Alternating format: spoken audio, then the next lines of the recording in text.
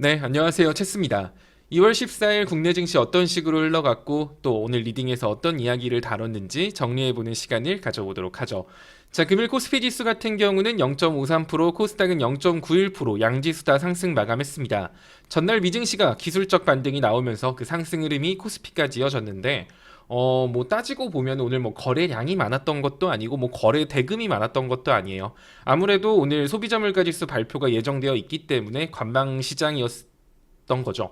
자, 그런데 오늘 시장에서 좀 주목해서 봐야 될 부분이 오늘 상승 섹터는 최근 한 1, 2주 동안의 시장 흐름을 봤을 때 가장 좋았던 것 같아요. 자, 오늘 상승 섹터의 주역은 반도체였습니다. 자, 제가 예전부터 계속 말을 하길 지금 시장에서 중요한 건 뭐 AI 관련주들이 올라가는 게 아니라 국내 메인 섹터인 반도체, 2차 전지, 자동차 이렇게 핵심 산업군들 위주로 섹터 순환이 한번 돌아야 된다라고 말씀을 드렸는데 오늘 반도체 관련주들이 올라갔거든요. 물론 AI 관련해서 뭐 시스템 반도체라던가 뭐 이런 것들도 올라갔지만 뭐 차량용 반도체뿐만 아니라 대부분의 반도체 섹터가 오늘 좀 힘있는 반등을 보여줬다라는 점에서 오늘 시장의 흐름 자체는 굉장히 좋았다라고 보여져요. 만약에 오늘도 어설프게 AI 관련주들이 올라갔으면 되게 싫었을 것 같은데 일단 반도체니까 이 부분은 합격입니다. 또 오늘 외국인 기관들 매수세 보면 뭐 나쁘지 않았어요. 자, 하지만 뭐 이걸 다 떠나서 오늘 소비자 물가 지수 나쁘게 나오면 뭐 끝장나는 겁니다. 이게 잘 나올지 나쁘게 나올지 지금 시점으로 확답할 수는 없지만 이미 시장 기대치가 상당히 높아진 만큼 시장 기대치 수준으로만 나온다고 해도 막 과거처럼 막 급등하는 모습보다는 뭐 어중간하게 상승 후 버틴다 정도로 끝날 가능성이 높습니다. 시장 기대치보다 잘 나와야 돼요. 일단 이 부분 오늘 저녁에 잘 나오기를 빌어보도록 하겠습니다. 나쁘게 나오면 진짜 일단은 2400까지는 내리꼽는다라고 봐야 되거든요. 자, 그렇다고 하더라도 뭐 과거처럼 막 계속 저점을 갱신한다거나 우하향하는 시장이 나오진 않을 테니 크게 걱정은 안 하셔도 될 것 같습니다. 나쁘게 나와도 단기적으로 흔들릴 뿐 다시 방향성을 잡고 올라간다라는 의미예요. 하지만 어떻게 나올지 우리는 결과를 알 수 없기 때문에 오늘 여러분들한테 적극적인 매매보다는 관망하는 자세를 취하라라고 말씀을 드렸고요. 자, 시장이 안 좋을 때 올라가는 종목군들 제가 여러분들한테 몇 번 설명을 해드렸습니다. 보통 대표적으로 그냥 시장 자체가 안 좋을 때 올라가는 종목들이 있고 내일 만약에 시장이 빠진다라고 하면 이거는 소비자 물가 지수, 금리에 대한 부담 때문이잖아요. 이럴 때 올라갈 수 있는 종목은 엘컴텍, 실시간 리딩을 경험하고 싶다면 홈페이지 어플 상단의 체험방 입장 배너를 클릭하고 카카오톡 오픈 채팅방에 입장해보세요. 입장 후 인사와 함께 입장 경로 말씀 부탁드립니다. 엘컴텍. 자, 금 관련주 안전자산으로 자금을 회피할 수 있고요. 또 정치 테마. 자, 김기현 후보가 이번에 지지율에서 또 1위가 나왔다라고 발표가 나왔습니다. 자, 그러면서 나무기술, 뭐 브랜드 엑스코퍼레이션, 자, 이런 종목들이 내일 움직일 가능성이 높다라고 말씀을 드렸죠. 자, 오늘 시간에서부터 벌써 나무기술하고 브랜드 엑스코퍼레이션 같은 경우는 조금 움직임이 나온 것 같습니다. 그리고 세 번째로는 제주은행이 있습니다. 제주은행 같은 경우는 뭐 시장이 안 좋을 때 올라간다라기보단 금리 인상에 대한 우려가 심해질 때 올라가는 거거든요. 만약에 오늘 소비자 물가 지수가 시장 기대치보다 약간이라도 높게 나오거나 그러니까 시장 기대치에 부응한다라고 했을 때 아마 최근 연준 인사들의 발언이 되게 매파적인 것들이 많아서 파월 의장이 한 두어 번 정도 추가 금리 인상을 할 수도 있다라고 말했잖아요. 그 두어 번이 한 세 번까지 가는 거 아니야? 이런 불안감으로 연결될 수 있고요. 3월달 FOMC 최대 금리에 대한 그 점도표 이게 과거보다 높아질 가능성에 대한 그 불안감 생길 수 있습니다. 자, 그렇다라고 했을 때 움직이는 건 제주은행이에요. 자, 내일 장이 오늘 소비자 물가 지수가 로 인해서 오늘 미증시가 흔들리면 내일 여러분들이 시초에 쳐다봐야 될 종목과 섹터라는 겁니다. 제주은행 같은 경우는 일단 자리 자체는 아주 그냥 칼같이 반등 자리를 만들고 끝났습니다. 볼벤 상단에 딱 딛고 마감을 했고요. 60분봉 차트 보면 60분봉상 121선 여기 딱 딛고 끝났죠. 자, 그래서 이제 내일 결과에 따라 얘는 다시 한 번 더 상승 추세를 이어갈지 아니면 이 최근 이렇게 급격하게 올라갔잖아요. 여기에 대한 좀 조정을 시작할지 만약에 지금 현 시점에서 조정이 들어간다라고 하면 60일선까지 봐야 돼요. 현 시점 기준으로는 12,600원, 12,500원이겠지만 뭐 이평선이야 뭐 시간이 지나면서 조금씩 변경이 되는 부분이 있으니 이 부분 참고하시면 될 것 같고요. 만약에 내일 오늘 저녁에 미증시가 안 좋다라고 하면 내일 시초에 제주은행을 한번 공략해 보시는 것도 나쁘지 않아 보입니다. 자, 오늘 제가 여러분들한테 장전 브리핑에 좀 주목해야 될 섹터 뭐 이런 거 설명을 해드렸는데, 일단 어제 제가 여러분들한테 어제 영상에서도 한네트를 말씀드렸던 것 같아요. 자, 오늘 한네트 같은 경우가 중동 국가에서 디지털 화폐 이거 발행한다라는 뉴스 때문에 시초에 살짝 올라가고 빠졌다가 갑자기 장 중반에 다시 한 번 더 6% 가까운 상승폭을 보여줬습니다. 물론 지금 CBDC 디지털 화폐가 시장의 메인 섹터가 될 수는 없습니다. 계속 이런 식으로 상승 후 윗꼬리를 반복하게 될 거예요. 그래서 지금 구간 자체를 보더라도 뭐 과거 주가 대비해서 뭐 엄청 높은 자리도 아니잖아요. 아마 충분히 241선까지는 이런 식으로 급등 후 윗꼬리 하면서 저점을 살살 올려갈 가능성이 높아요. 그래서 디지털 화폐 관련주 같은 경우는 움직일 때, 제가 계속 말했지만 움직일 때 따라잡는 거, 뭐 시초에 갭 떴는데 추격 매수한다 이렇게 접근하는 게 아니라 뭐 이렇게 꽉 찬 음봉을 보여줬다거나 뭐 거래량 없이 하락을 할 때, 이럴 때 야금야금 모여가다 보면 한 번씩 이렇게 윗꼬리 빼는 슈팅이 나오거든요. 그때마다 비중 덜고 밀리면 다시 잡고, 이런 식으로 한 241선 부근까지는 뭐 꾸준히 보셔도 좋을 것 같습니다. K사인 같은 경우는 자회사 상장 이슈 때문에 뭐 상승을 하고 있는데 현재 지금 481선 코앞입니다. 센제랩 상장 이후에는 어떻게 될지는 잘 모르겠어요. 아마 이제 뭐 흥행한다라고 하더라도 막 미친 듯이 올라가기보다는 제로섬유로 빠질 가능성 높으니까 이제 그 부분 참고하시면 될 것 같고요. 로지시스 뭐 마찬가지입니다. 로지시스도 계속 241선 단기 목표가로 잡고 계속 윗꼬리 뺄 거니까 음봉 보여주거나 거래량 없이 하락했을 때 뭐 이런 날 있잖아요. 이런 날 종가에 조금 사는 거예요. 그리고 내일 만약에 떨어지면 개파락 아니야. 그럼 더 사야지. 이런 식으로 디지털 화폐 관련주 접근하시는 거 나쁘지 않다라고 보여집니다. 자, 그리고 위믹스 코인에 대해서 여러분들한테 말씀드리면서, 위믹스 코인이 재상장을 추진한다고? 뭐 이런 뉴스 때문에 이제 오늘 시초에 위메이드 관련주들이 조금 꼼지락거리긴 했습니다. 그런데 어제 미증시에서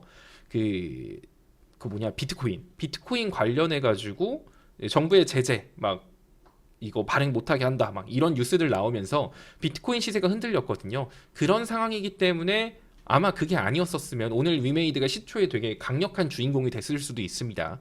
근데 전날 미증시에서 비트코인에 대한 악재가 터지면서 오늘 장 초반에 좀 꼼지락하다가 끝날 가능성 높아요 라고 말씀드렸고요.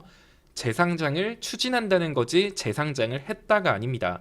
그 말은 당분간 계속 재상장 이슈로 급등락 보여줄 수 있다라는 의미인 만큼 이것도 윗꼬리 달 확률이 높은 이슈라는 거예요. 그러니까 올라갈 때 막 부랴부랴 추격 매수하기보다는 음봉 보여줄 때 뭐 손절가 잡고 들어가는 거 나쁘지 않다라고 봅니다.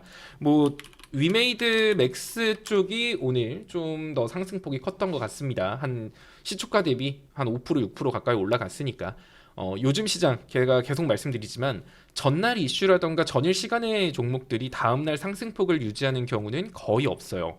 시초에 한 3에서 5% 정도 올라가거나 시초 1시간 정도가 해당 종목의 고점으로 형성되는 경우가 많기 때문에 시초에 단타, 뭐 뉴스 보고 들어가시는 분들 같은 경우는 뭐 막 완전 홈런 때리겠다라는 생각으로 막 상한가 막 20%, 10%막 이렇게 보지 마시고 방망이 짧게 잡고 그냥 1루타라도 3%, 4%라도 짧게 끊어서 먹는 게 중요하다라고 보여집니다. 물론 소비자 물가 지수가 발표되고 만약에 시장의 흐름이 AI 관련주들이 움직이는 게 아니라 다시 섹터 순환의 흐름으로 넘어간다라고 하면 지금 이 시장 장 초반 흐름이 바뀔 수는 있겠지만 일단 현재까지는 뭐 그렇게 진행되고 있다라고 생각하시면 좋을 것 같아요.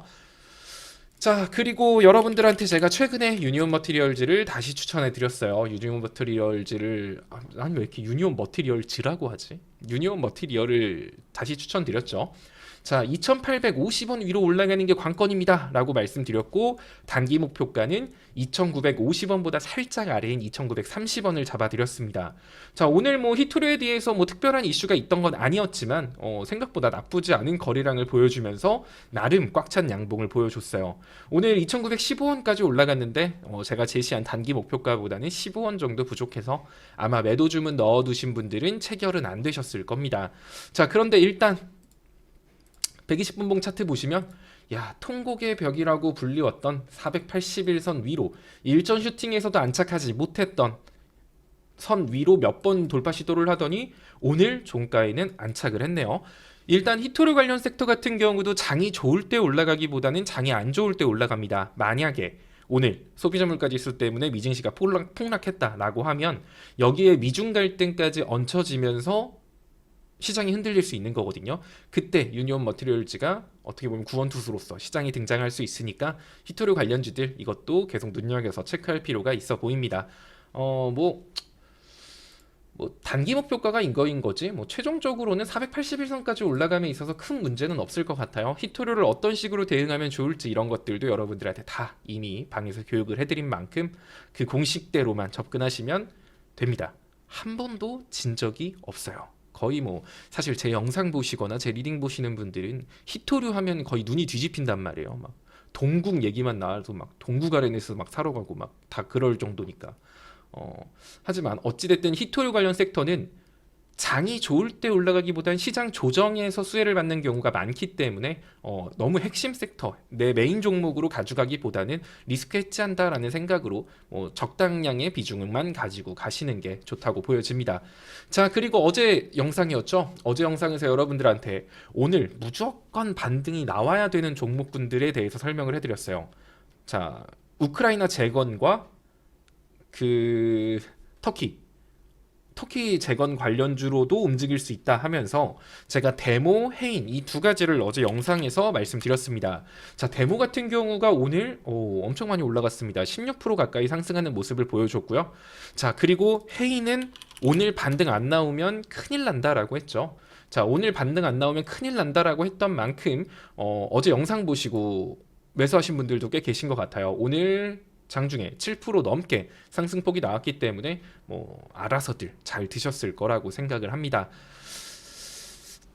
자, 오늘은 사실 내일은 이 종목 좋아 보여요, 차트 좋아 보여가 사실 큰 의미가 없습니다. 앞부분에 여러분들한테 남겨드렸던 정치 테마주라던가 제주은행 이런 쪽들을 만약에 오늘 시장이 안 좋으면 보시면 될 것 같고요. 만약에 소비자 물가 지수가 시장 기대치보다 잘 나왔다 그러면 시장 지수는 2600선까지 올라감에 있어서 큰 문제가 없을 겁니다. 그때는 좋아 보이는 종목 굳이 필요 없어요. 대부분 다 올라갈 거거든. 한 1000종목 올라가면은 한 150종목, 200종목 떨어질 거거든요. 그 말은 즉슨 여러분들이 아무 종목이나 사도 80% 이상의 확률로 수익을 볼 수 있다라는 거예요. 그러니까 시장이 되게 중요한 겁니다. 시장을 이기려고 하면 안 돼요. 주식을 투자하면서 장이 빠져도 올라가는 종목은 분명히 존재합니다. 근데 장이 빠져서 올라가는 종목 숫자는 되게 적죠.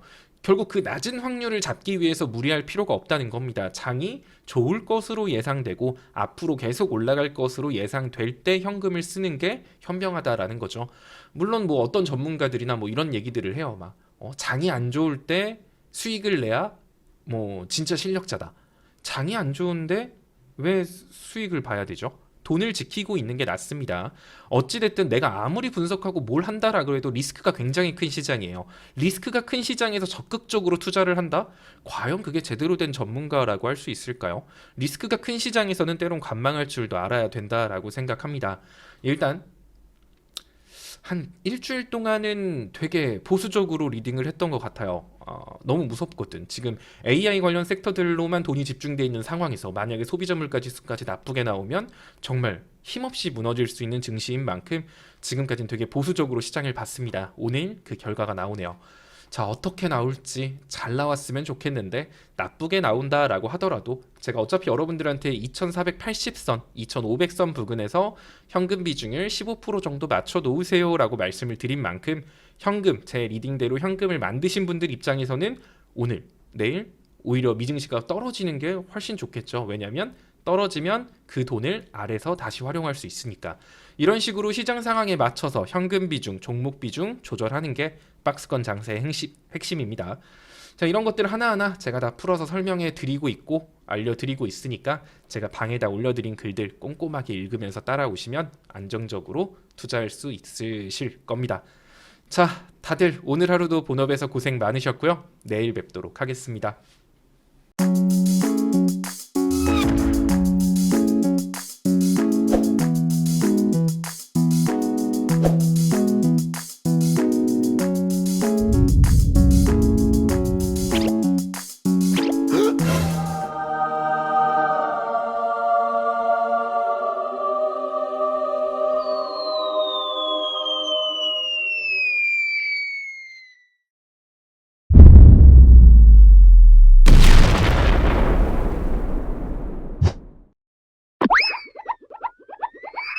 네.